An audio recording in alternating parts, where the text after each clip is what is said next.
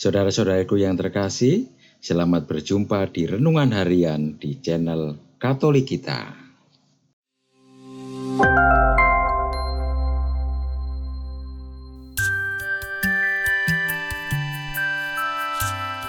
Hari ini, Sabtu, 17 Agustus 2024, Hari Raya Kemerdekaan Republik Indonesia. Bacaan pertama. Bacaan diambil dari kitab Putra Sirak, bab 10, ayat 1 sampai dengan 8. Pemerintah yang bijak menjamin ketertiban dalam masyarakat. Pemerintah yang arif adalah yang teratur. Seperti para penguasa, demikian pula para pegawainya. Seperti pemerintah kota, demikian pula semua penduduknya. Raja yang tidak terdidik membinasakan rakyatnya. Tetapi sebuah kota sejahtera berkat kearifan para pembesarnya. Di dalam tangan Tuhan terletak kuasa atas bumi, dan pada waktunya Ia mengangkat orang yang serasi atasnya. Di dalam tangan Tuhanlah terletak kemujuran seseorang, dan kepada para pejabat Tuhan mengaruniakan martabat. Janganlah pernah menaruh benci kepada sesamamu, apapun juga kesalahannya, dan jangan berbuat apa-apa terpengaruh oleh nafsu. Kecongkaan dibenci oleh Tuhan maupun manusia, dan bagi kedua-duanya kelaliman adalah salah. Pemerintahan beralih dari bangsa yang satu kepada bangsa yang lain akibat kelaliman, kekerasan, dan uang. Demikianlah sabda Tuhan. Syukur kepada Allah. Bacaan kedua. Bacaan diambil dari surat pertama Rasul Petrus, bab 2, ayat 13 sampai dengan 17. Saudara-saudaraku yang terkasih, demi Allah, tunduklah kepada semua lembaga manusia, baik kepada raja sebagai pemegang kekuasaan tertinggi, maupun kepada wali-wali yang ditetapkannya untuk menghukum orang-orang yang berbuat jahat dan untuk mengganjar orang-orang yang berbuat baik. Sebab inilah kehendak Allah, yaitu supaya dengan berbuat baik, kamu membungkamkan kepicikan orang-orang bodoh. Hiduplah sebagai orang merdeka, bukan seperti mereka yang menyalahgunakan kemerdekaan itu untuk menyelubungi kejahatan-kejahatan mereka. Tetapi hiduplah sebagai hamba Allah. Hormatilah semua orang. Kasihilah saudara-saudaramu. Takutlah akan Allah. Hormatilah raja. Demikianlah sabda Tuhan. Syukur kepada Allah. Bacaan diambil dari Injil Matius, bab 22, ayat 15 sampai dengan ayat 21. Sekali peristiwa, pergilah orang-orang Farisi dan membuat rencana bagaimana mereka dapat menjerat Yesus dalam perkataannya. Mereka menyuruh murid-murid mereka bersama para pendukung Herodes bertanya kepadanya, "Guru, kami tahu engkau orang yang jujur dan dengan jujur mengajar jalan Allah, dan engkau tidak takut terhadap penilaian orang, sebab engkau tidak memandang muka. Katakanlah kepada kami pendapatmu.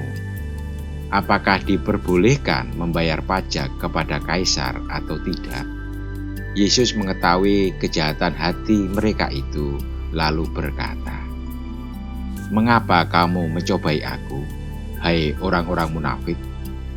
Tunjukkanlah kepadaku mata uang untuk pajak itu." Mereka membawa 1 dinar kepadanya. Ia bertanya kepada mereka, "Gambar dan nama siapakah itu?" Jawab mereka, "Gambar dan nama Kaisar." Lalu kata Yesus kepada mereka, "Berikanlah milik Kaisar kepada Kaisar, dan milik Allah kepada Allah." Demikianlah sabda Tuhan. Terpujilah Kristus.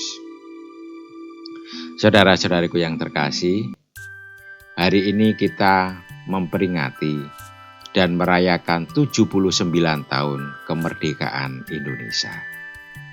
Kita pantas bersyukur atas perjuangan para pahlawan dan anugerah kemerdekaan yang diberikan Tuhan untuk bangsa kita.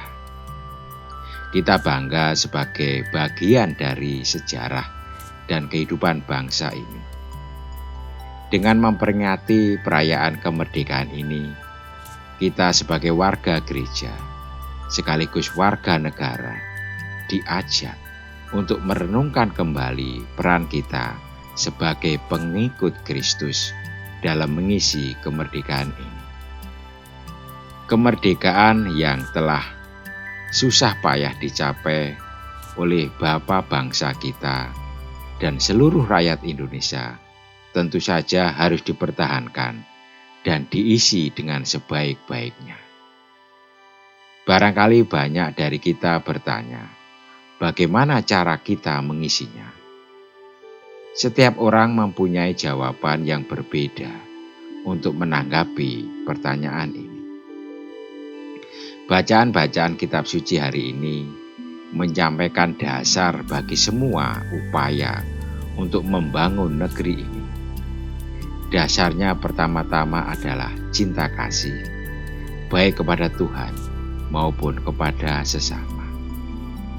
Hormatilah semua orang, kasihilah saudara-saudaramu, takutlah akan Allah.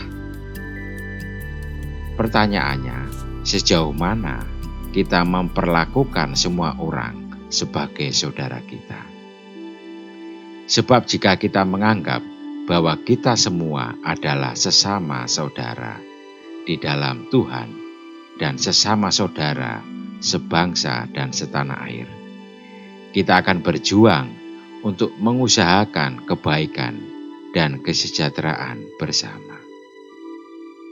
Untuk mengusahakan kebaikan bersama inilah sabda Tuhan mengingatkan kita. Jangan menaruh benci kepada sesamamu, apapun juga kesalahannya, dan jangan berbuat apa-apa terpengaruh oleh nafsu.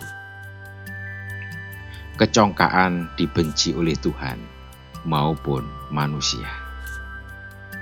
Maka di tengah kemajemukan bangsa ini, kita dipanggil untuk mengusahakan persatuan atas dasar kasih, pengampunan, penguasaan diri, dan kerendahan hati.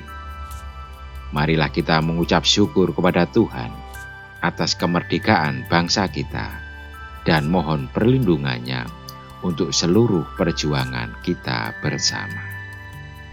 Marilah kita berdoa.